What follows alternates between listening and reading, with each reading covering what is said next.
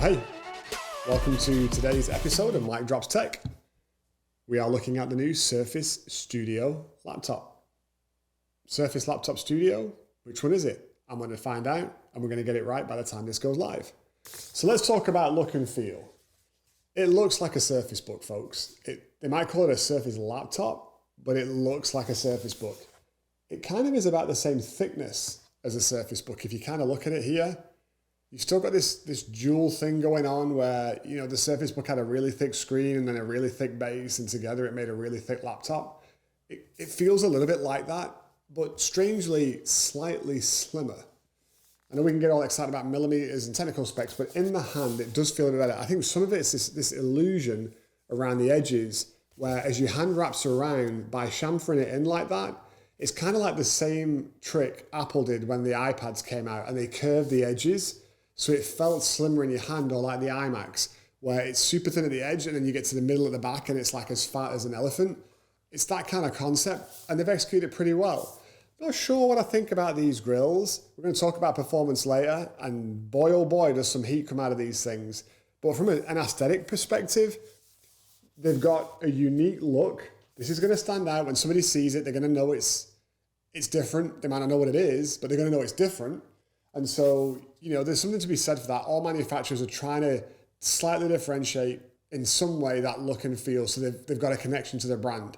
You know, you see a tablet at an angle with a stand behind it and a keyboard and a silhouette, and you think Microsoft Surface Pro. You don't think iPad, you think Surface Pro. They invented that form factor and they've executed it and nailed it really well. I think that's what they're going for with something like this. As we're looking at the outside, you got one headphone jack, you got one Surface port connector, so you can use that for sure, but you've also got juice through the two USB-Cs, Thunderbolt 4s finally, great data throughput, daisy chain those USB-C monitors to your heart's content. Just don't get the sticker shock when you go buy one because they're still a little bit more expensive, but lots of benefits of Thunderbolt 4. This is cutting edge, folks. This is latest and greatest. 11th gen chips, enjoy it while you can. I know 12th gen is just around the corner, so it's latest and greatest today, but it might not be by the time you're watching this video. And that's the outside of the Surface Laptop Studio. So let's open it up and see what it looks like on the inside. So let's open this up and take a look. The screen is interesting because it's thin, but it has like a little ridge on it. And there's a reason for that, which you're going to see as you look at some of the close-up shots. One finger open, yeah, all the way. But if you notice here, you've got like a double edge. You've got this black edge, and then you've got this silver edge. And honestly, there are laptop manufacturers out there that have screens as thick as either one of those, but we've got two.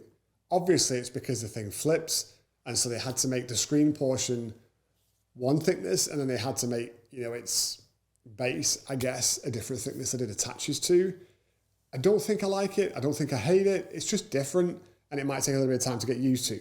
What I can tell you is that motion, opening and closing, is very smooth. It's very firm. I think Microsoft nail hinges. I don't know that anybody makes hinges as well as Microsoft right now. It's stiffer than I thought it would be to open. It feels like you need to put a little bit more pressure.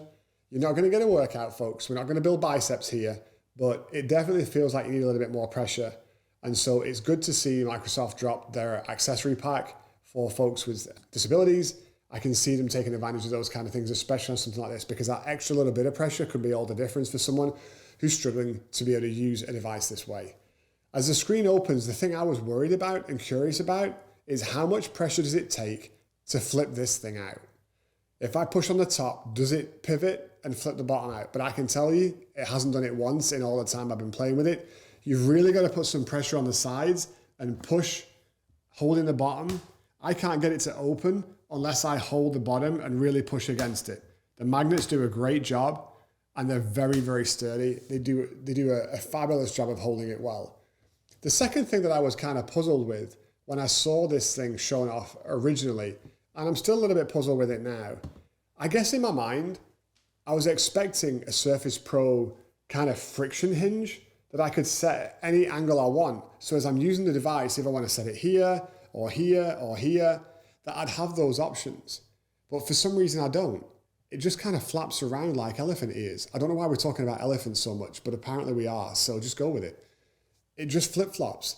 There is no anything to hold this in place. And the way that it actually is held in place is as you slide down on the keyboard, magnets grab it. These magnets don't feel so firm. I can easily pull it away. I can easily see, someone pushing on the top, sliding it down. I mean, it's a first gen product, if you want to call it that, for this new form factor. I'm just surprised those magnets they're not weak, but they are weaker than the magnets holding the screen flat. And I guess I expect them to be more in line with the strength that they have. So are you going to use this form factor? I have no idea. Like, if I'm watching movies, am I really watching them on a tablet / laptop / in between thing? I don't know. It's too big to fit on a tray table. I can tell you that. So what am I really using it for? Am I doing a presentation maybe in a business meeting? Does anybody care if they see the keyboard? It's strange. There's a nice aesthetic looking down here and not being distracted by the keys. I know it sounds crazy, but look, this is the 21st century, right? First world problems. We don't sweat about whether we have a computer or not. Now we sweat about, whether I like to look at the keyboard and I'm not using the keyboard or don't I? And it is nice. It's very clean. And then you can kind of flip it out and you can do this flat mode that they showed off in their demonstration. Now look, for those of you that are graphic artists or folks that would use this with a pen on a regular basis, I think this is going to be a really good feature. It's definitely a better implementation than the Surface Book with the clip screen that folds around. But here's my challenge, Mr. Microsoft, and here's my problem for everybody who's not Microsoft. I think this would have been better if when it was lay flat, you had an option to get just a little bit of angle, because I say nobody, I'm not an artist, but I would think you want just a slight elevation. And you know why I think that? Because when you look at people who use drafting tables, they're always angled. They're rarely flat. That's why they use drafting tables. And I think there's something about that motion with your pen and your hand and everything else. You want it to be slightly angled to make it more comfortable. If you look at the Surface Studio, when you look at any of the photos, any of the renderings, the videos that they showed off, as they pushed it down, it never went flat. It was always slightly angled. And I think in version 2, we're going to see the same thing here, because I think a lot of people are going to want that. Finally, as we move on playing around with this thing, I got 2 more things to tell you about. Underneath here, you see this fabric that's hiding the ribbons and the cables. I don't know whether it's going to hold up or not. I worry that that's a potential point of failure. I'm sure they know what they're doing. I just find it odd to me. And I can absolutely see some kid at home, dad's working, he's flipping the screen thinking, oh, look at this. And then he starts goofing off with it. I would like to see how many days we can go before somebody manages to just whip this screen portion off the rest and just dangle it around because something went wrong, or they were trying to save the laptop before it fell off the table or whatever. It's going to happen. You heard it here first. Mic Drops Tech. Last thing on the outsides, have you noticed the round corners? Now, Apple started this a little while ago. They started rounding everything off, and then they got all excited about, oh, the inside's rounded off as much as the outside. Okay, look, I can live with it. It looks a little bit nicer.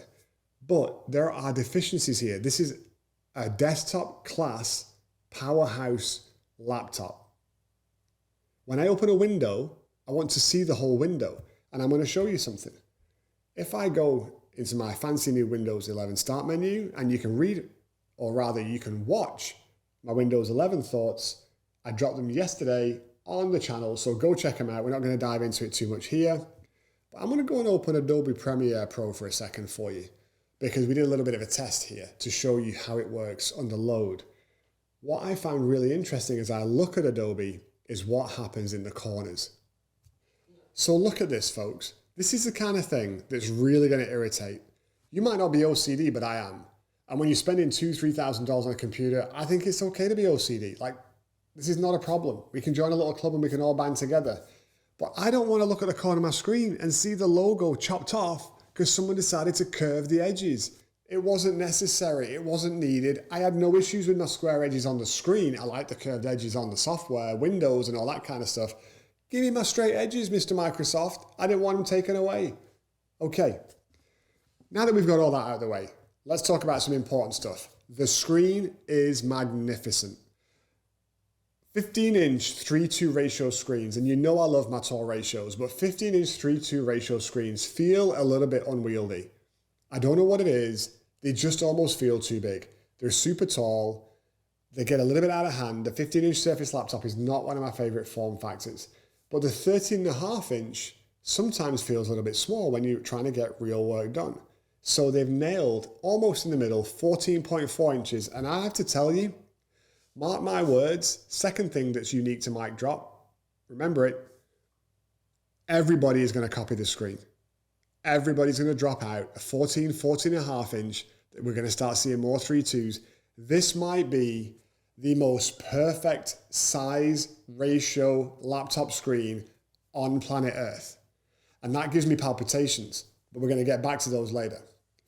It looks magnificent. It's silky smooth. The colors look awesome. I've only been playing with it for a little while. Obviously, it just got delivered today because the UPS guy got it late because someone handed it to him late and I didn't get it yesterday, even though I pre-ordered it a week ago. I don't know if I could go back to another laptop screen after playing around with this. It's beautiful. I mean, I haven't even started to talk about things like touch and whatever else. You've got the res, you've got the touch. Things like that don't come included on an XPS 15. You got to upgrade and go for the fancy one.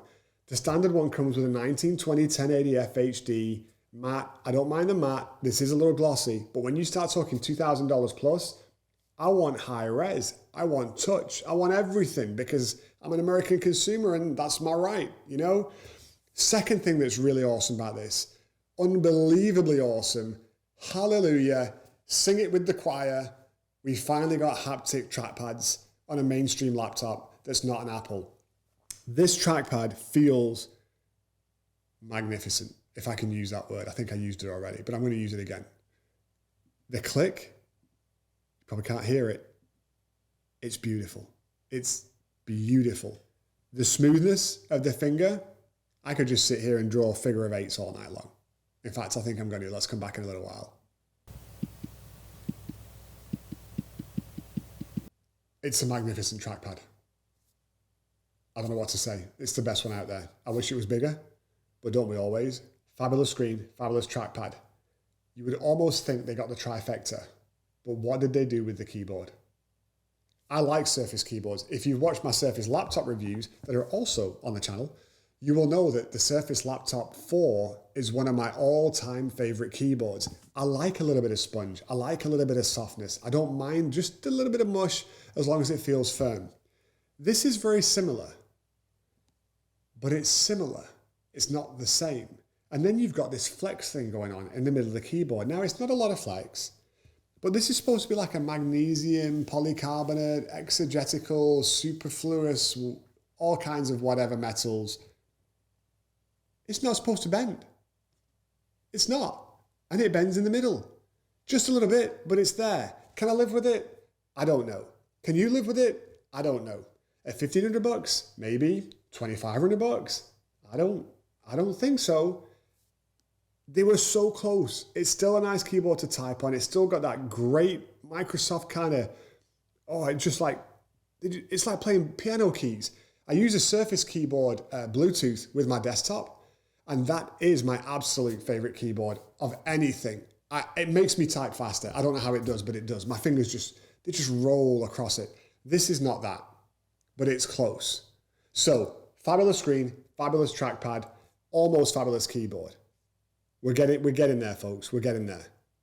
I can't say much about battery life because I haven't had it long enough to play with the battery. I can say that Windows 11 has the same 3 setting options where you can be balanced, a little bit better performance, and then the best performance. So you can do some things to sacrifice battery or to salvage battery depending on your workflow and what you're doing.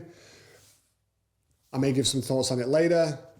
Outside of that, what do we really have here? We have a laptop that is, for all intents and purposes, a workstation laptop. This is the $2,100 base model. Yes, you heard that right. This is the true base model. 16 gig, 512 SSD, dedicated graphics. This is the entry point that you should be thinking about. Unless you are literally using Gmail in the cloud or very low level type things. 8 gig 256 for $1,600, it feels a little bit rich. It is a premium device. It feels like no other when it comes to the feel of the shell, and it's beautiful. Man, it's just beautiful. My palms resting on this thing, they could rest there all day long. It's that comfortable. The trackpad, did I mention how good it was? Because it really is that good. Okay, but it's $1,600. There's a lot of competition. 8256, no dedicated graphics. I don't know, it feels a little bit rich. I wish they would have started at a 512, even if they had to live with the 8 gig instead of the 16 gig. But anywho, $2,100 base model. Can you do serious work on this? It just so happens you can. We had a little bit of fun here in the studio, and we took a 4K video file. We threw it in our main editing rig, which is an Alienware, with a Ryzen processor, dedicated graphics out the wazoo, tons of RAM, and our 9-minute 4K clip rendered out in about 2 minutes and change. We threw the same clip into an XPS desktop, i7, 16 gig, no dedicated graphics. And we wanted to see how it performed. Came in about 4 minutes and change, about 4.5 minutes, actually 4:32 or something like that. We're going to post these on the screen. So then we ran the same test on this. So this is actually almost identically spec to the XPS desktop. 16 gig RAM, i7 chip, obviously laptop class versus desktop class, 512 SSD. The only real difference is this has the dedicated NVIDIA and the Dell did not. This came in at 3 minutes 46. So yes, it was quicker, but not by that much. I was kind of thinking it would be in the low 3-minute mark, somewhere in between the two. So you really do have a desktop class machine here, but boy, oh boy, did those fans kick in. Holy moly, did the heat pour out the sides. And I'm gonna play you a little clip just so you can hear it.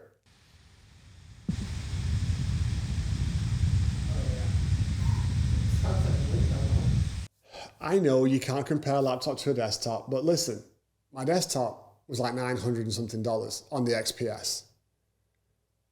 Surface Studio laptop, Surface Laptop Studio, whichever one you want to call it, $2,100 plus tax. More than twice the price. I shaved off seconds. Again, it's a very competitive marketplace when you start talking about $2,000 laptops. Yes, Microsoft built themselves a premium machine. Yes, they're going after Apple. We know it. We all get it. They don't want to undercut them. They've got to play in that same ballpark. My advice to you would be Black Friday is a few weeks away. I think we're going to see some deals on these. I think with a couple $100 off, it becomes a much more interesting proposition. But honestly, as I'm wrapping all this up, the only question I really got to ask myself is, do I need it? And the answer is, I don't know. I don't know if I'm ever going to flip that screen. I don't know if I'm ever going to turn it all the way down with it flat. Do I love the trackpad? Do I love the feel of the laptop? Absolutely. Is this ridge going to just irritate the pants off me after a while? I don't know. Is the heat pouring out the sides going to bother me? Probably. I'm kind of all over the place, so I'll let you know what I do, maybe in a later video. Thanks so much for tuning in. Let me know your comments below. And don't forget, hit that subscribe button and also the notification bell. And if you want to check out some other videos that I've done, here is Windows 11. We dropped it this week. Go check it out. Great new operating system. You're going to have a whole lot of fun with it. It's worth the upgrade. It definitely makes some changes to your computer. I finally get some nice sounds because I'm sick and tired of the old ones. And you're going to see my top 10 features. Also go check out some of my other videos over here and see what you think of those. Till next time, let's go out there and be amazing.